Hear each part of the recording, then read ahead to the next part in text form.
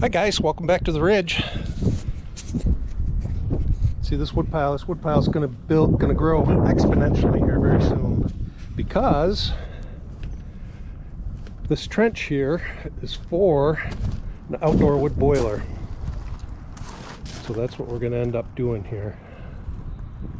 We paid a lot of money this year for propane, so hopefully we're going to cut that bill down to almost nothing. The only thing left on propane we'll have is just the kitchen. Not too bad. So pipe should be here in about an hour. Pipe and power. Get that laid in the trench, get it all buried. Hopefully by next week we'll have a boiler going here. Alright guys, we'll talk to you soon.